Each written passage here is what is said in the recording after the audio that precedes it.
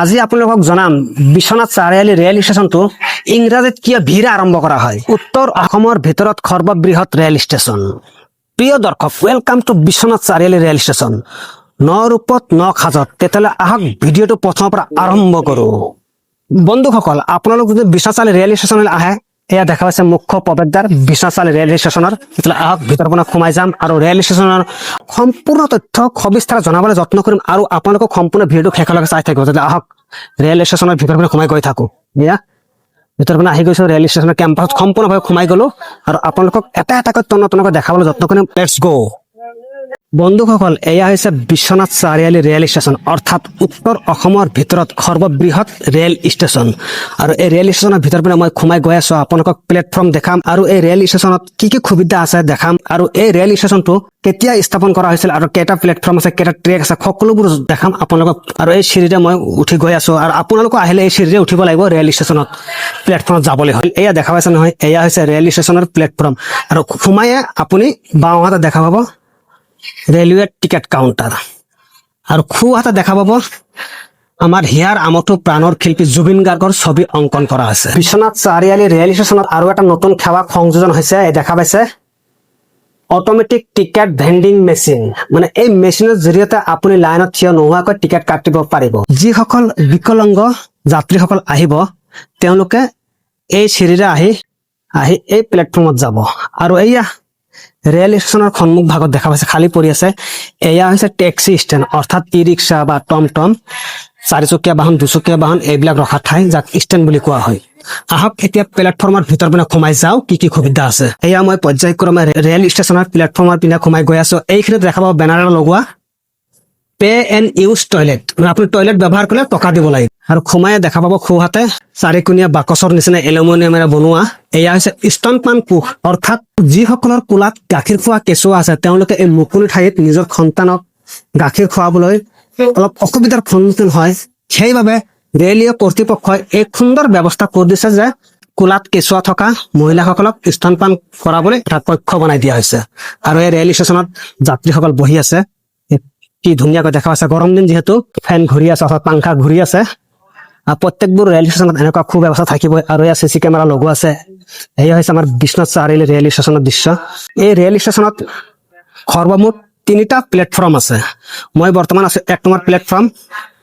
এই দেখা পাইছে 2 নম্বৰ প্লেটফৰ্ম, তাৰ সিফালে আৰু এটা আছে, সেইটো মূৰত আৰু এখন প্লেটফৰ্ম আছে 3 নম্বৰ প্লেটফৰ্ম। অৰ্থাৎ 3 নম্বৰ প্লেটফৰ্মটো পাব্লিকৰ কাৰণে ব্যৱহাৰ কৰা নহয়, ৰেল ষ্টেচনৰ কিবা সুবিধা অসুবিধাৰ কাৰণে ব্যৱহাৰ কৰা হয়। আৰু এই দেখা পাইছে 1 number track, 2 number track, 3 number track, এই 3টা ট্ৰেক পাব্লিকৰ কাৰণে ব্যৱহাৰ কৰা হয়। আৰু 4 নম্বৰ ট্ৰেকটো সেইটো মূৰত আছে, য'ত ক্ৰচিং ৰেলৱে বিভাগৰ নিজস্ব কামৰ কাৰণে ব্যৱহাৰ কৰা হয়। আৰু ৰেল ষ্টেচনত দেখা পাইছে তলা লগোৱা এইবিলাক একোটা চাহৰ দোকান হয়। যিহেতু ৰেল অহাৰ কিছু সময় আগত এই চাহৰ দোকানবিলাক মুকলি কৰি দিয়া হয়, আৰু ৰেল গুচি যোৱাৰ পিছত চাহৰ দোকানবিলাক আকৌ বন্ধ কৰি দিয়া হয়।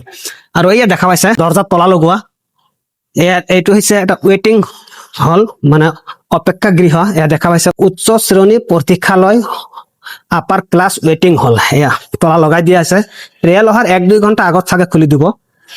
আৰু এয়া এনেদৰে যাত্ৰীসকল বহাৰ সুবিধা ৰখা হৈছে।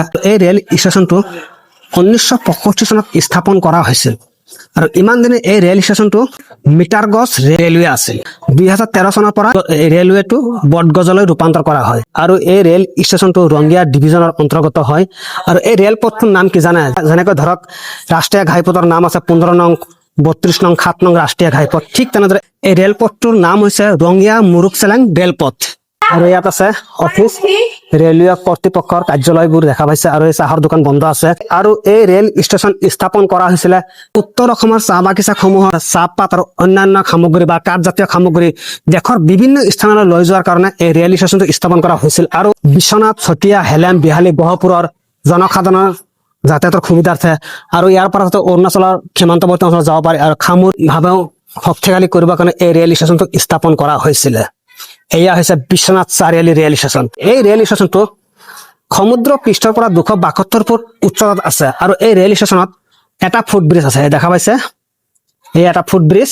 আৰু আপোনালোকক যে কৈছিলো 4টা ট্ৰেক আছে, এই এটা ট্ৰেক, এই 2 নম্বৰ ট্ৰেক আৰু এই 3 নম্বৰ ট্ৰেক। আৰু এই দেখা পাইছে 2 নম্বৰ প্লেটফৰ্মৰ সিফালে এটা ট্ৰেইন ৰখি আছে, ইঞ্জিন, 4 নম্বৰ ট্ৰেক। এই ট্ৰেকটো যাত্ৰীসকলৰ সুবিধাৰ্থে নহয়, ৰেল ষ্টেচনৰ সুবিধাৰ্থে ব্যৱহাৰ কৰা হয়।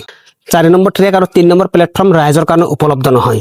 বন্ধুসকল, আপোনালোক যদি ৰেলত যাত্ৰা কৰিব বিচাৰে, ৰেল ষ্টেচন আহি এনেকুৱা সুন্দৰ সুন্দৰ চেয়াৰ পাব, ধুনীয়াকৈ আৰামছে বহি অপেক্ষা কৰিব পাৰিব। এইখিনিতে আৰু এটা মজাদাৰ কথা কি জানে, আজি আপোনালোকক জনাম বিশ্বনাথ চাৰিআলি ৰেল ষ্টেচনটো ইংৰাজীত কিয় ভিৰ আৰম্ভ কৰা হয়। যিটো সময়ত ৰেল সেৱা ভাৰতবৰ্ষত আৰম্ভ কৰা হৈছিল, এইটো ব্ৰিটিছসকলে কৰিছিলে। সাংস্কৃতিক শব্দ বিশ্বনাথ, যেটা অসমীয়াত উচ্চাৰণ কৰা হয় বিশ্বনাথ, অৰ্থাৎ ভিৰে কৰা হয়। আৰু এই বিশ্বনাথ শব্দ ইয়াক যেতিয়া ইংৰাজীৰ বৈজ্ঞানিক নামলৈ ৰূপান্তৰণ কৰা হয়, তেতিয়া ভিৰে উচ্চাৰণ কৰা হয়। আৰু সেই সময়ত ব্ৰিটিছসকলে সংস্কৃতিমূলৰ শব্দবোৰক ই আখৰেৰে সম্বোধন কৰি ব্যৱহাৰ কৰা হয়। সেই অৰ্থে এই বিশ্বনাথ চাৰিআলি ৰেল ষ্টেচনটো ভিৰে আৰম্ভ কৰা হয়। আৰু বিশ্বনাথ চাৰিআলি ৰেল ষ্টেচনৰ কোড কি জানে?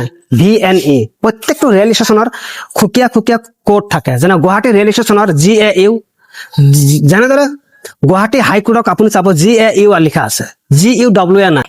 ব্ৰিটিছে দি যোৱা কিছুমান নামাকৰণ আমি অসম চৰকাৰ বা ভাৰত চৰকাৰে অতি সহজে খুটাব নোৱাৰো। উত্তৰ অসমৰ ভিতৰত সৰ্ববৃহৎ ৰেল ষ্টেচন হৈছে বিশ্বনাথ চাৰিআলি ৰেল ষ্টেচন। 2013 চনৰ আগত আছিল মিটাৰ গজ, আৰু 2013 চনৰ পৰা বট গজলৈ ৰূপান্তৰিত হৈ ক্লাছ 3 ষ্টেণ্ডাৰ্ডলৈ উন্নতকৰণ কৰা হৈছে। আৰু বন্ধুসকল, এয়া আছিল আমাৰ বিশ্বনাথ চাৰিআলি ৰেল ষ্টেচনৰ বাহিৰ ভিতৰৰ কিছু আংশিক দৃশ্য আপোনালোকৰ মাজলৈ উপস্থাপন কৰিলো। আৰু ভিডিঅ'টো আপোনালোকক কেনে লাগিলে কমেণ্ট কৰি জনাবলৈ আশা ৰাখিলো। ধন্যবাদ।